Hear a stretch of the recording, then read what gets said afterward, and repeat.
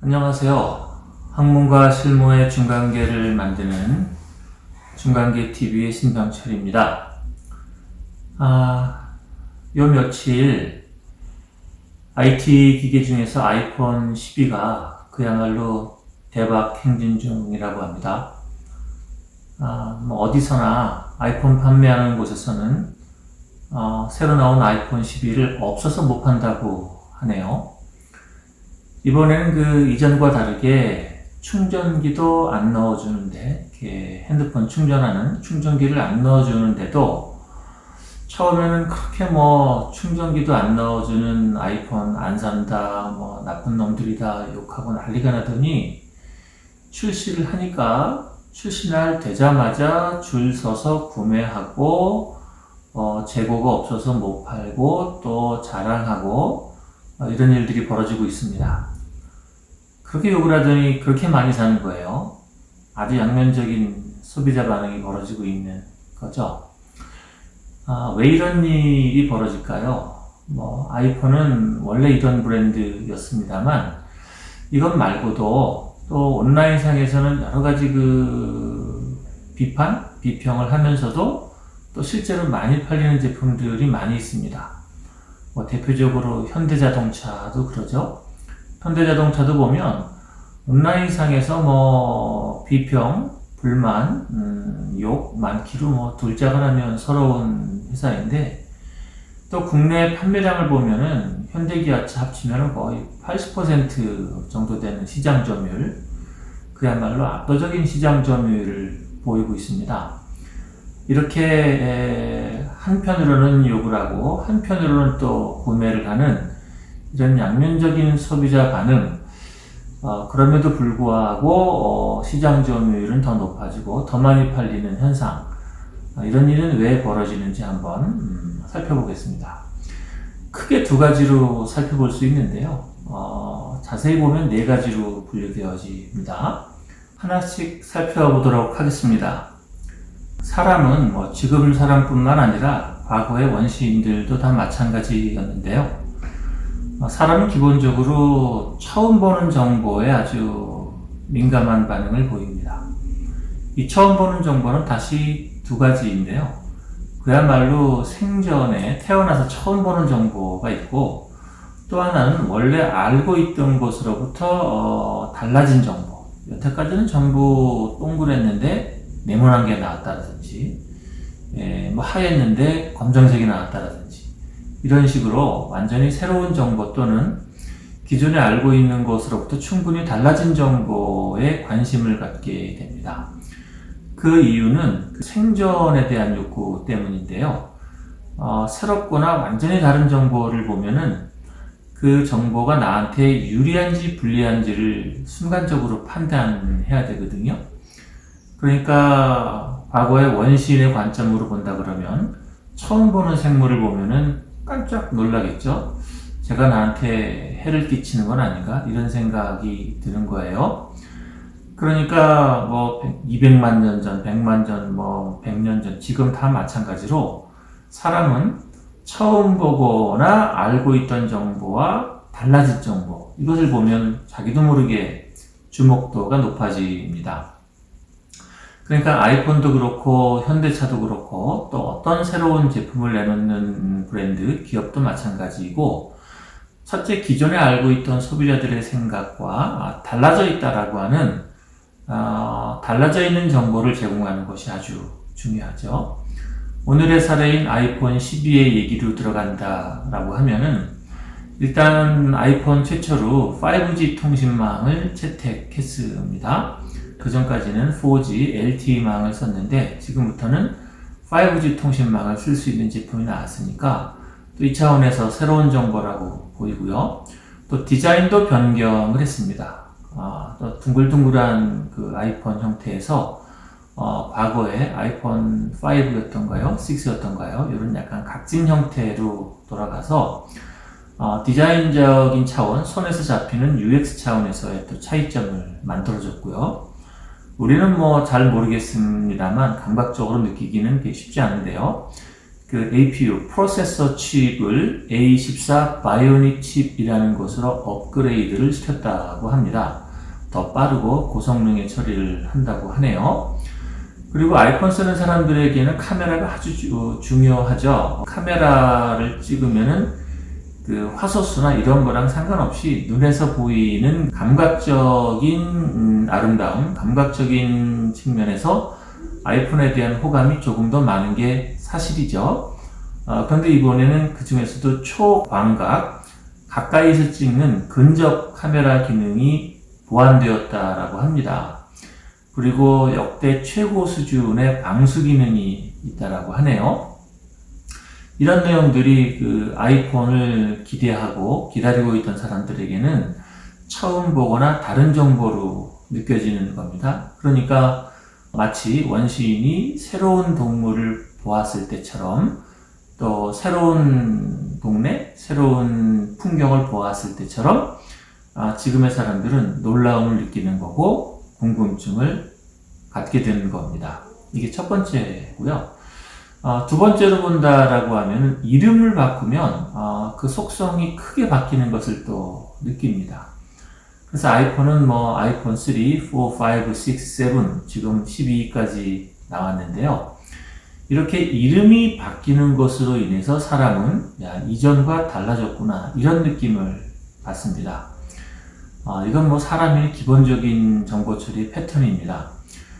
형제간에도 보면은 뭐 돌림자를 쓰고 있죠. 뭐 김현석, 김우석, 김재석 이렇게 되면은 김씨 집안의 섭자 돌림자를 쓰는 형제들이구나 이것을 느끼게 됩니다.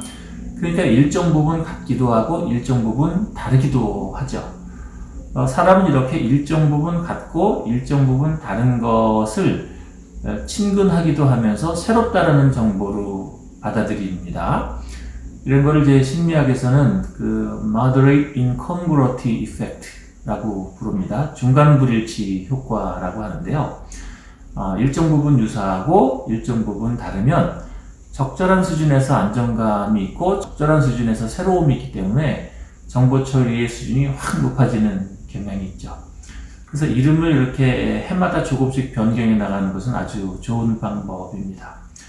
아이폰이 이런 방식을 쓰니까 또 삼성의 갤럭시도 아니라고는 합니다만 순서상 갤럭시도 따라 했다라고 볼 수 있겠죠?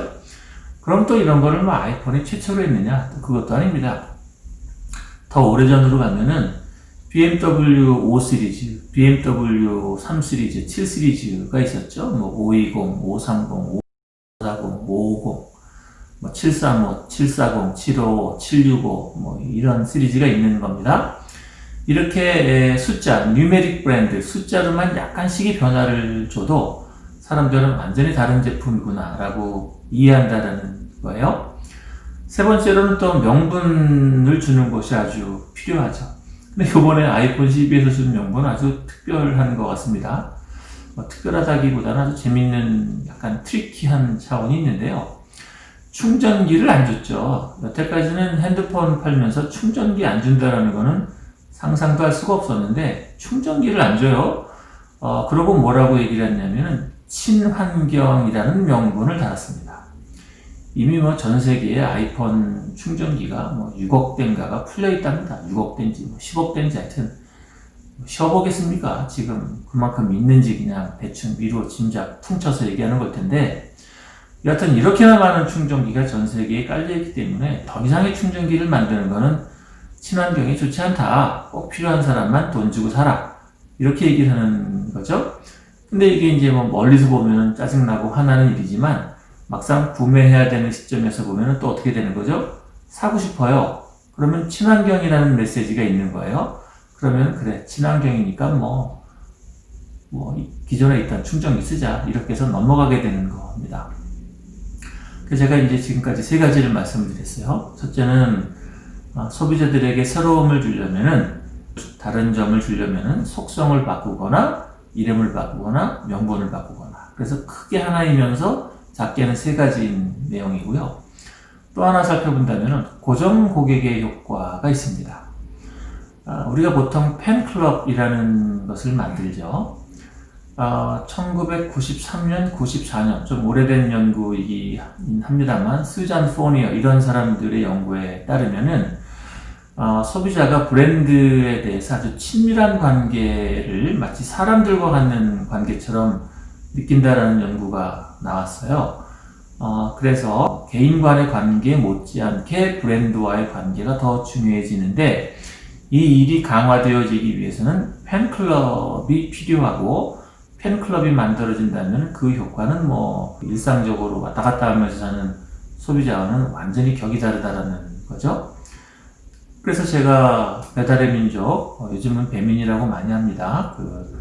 배민 자문을 지금 8년째 하고 있는데, 배민에다가 제가 지금으로부터 한 6년쯤 전에 일부러라도 팬클럽을 만들 필요가 있다라고 얘기를 했어요. 그래서 지금 배민 팬클럽 100장이가 만들어져서 운영이 되고 있죠. 아이폰은 배민보다 훨씬 더 막강한 팬클럽이 있습니다. 그야말로 아이폰 바라고 완전한 팬클럽이죠. 사람에 대한 팬클럽 못지않은 정도인데요. 며칠씩 텐트 치면서 물건 사고 그러는 건데, 이런 팬클럽들이 아이폰의 속성 변화와 이름 변화와 명분 변화에 우선적으로 반응을 합니다. 이 사람들은 무조건 아이폰 신상을 구매하고 그 이야기를 세상에 퍼뜨리는데 앞장서고 있습니다. 그래서 크게는 2가지, 작게는 4가지입니다. 첫째는 정보 차원에서 새로움과 전혀 다름을 제공해야 된다라는 거고, 두 번째로는 고정 고객을 확보해야지 고정 고객이 그 이후 소비자들에게 영향을 준다입니다. 처음 보는 정보, 다른 정보를 보이기 위해서는 속성을 바꾸거나 이름을 바꾸거나 명분을 제공하거나입니다.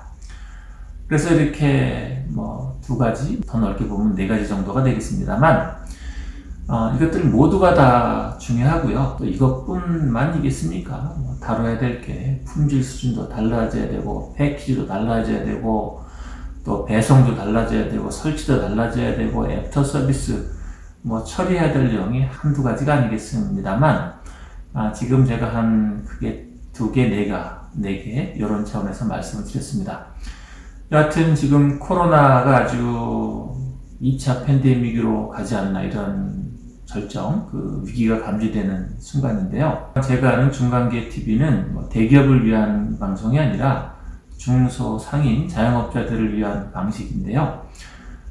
이런 내용 잘 유념하셔서 여러분 이제 내년 사업을 또 준비하셔야겠죠? 내년 사업에 무엇을 하시라고요?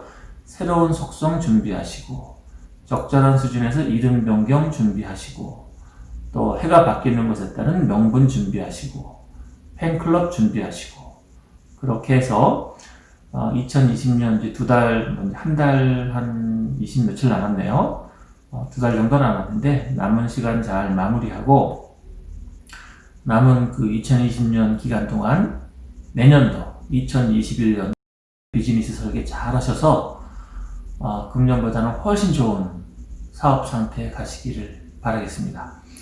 중간계 TV도 틈틈이 여러분들에게 필요한 내용을 그때그때 정보 제공해드리도록 하겠습니다. 제 중간계 TV에서 엄청나게 많은 정보를 제공해준다 이런 얘기를 듣고 있는데, 실제로는 제가 수업에서 다루는 내용의 한 50분의 1도 안 됩니다. 더 궁금하신 게 있으신 분들은 중간계에 오셔서 더 뎁스, 깊이 있는 내용을 더 같이 공부하면 더 좋겠습니다. 오늘은 여기까지 하겠습니다. 감사합니다.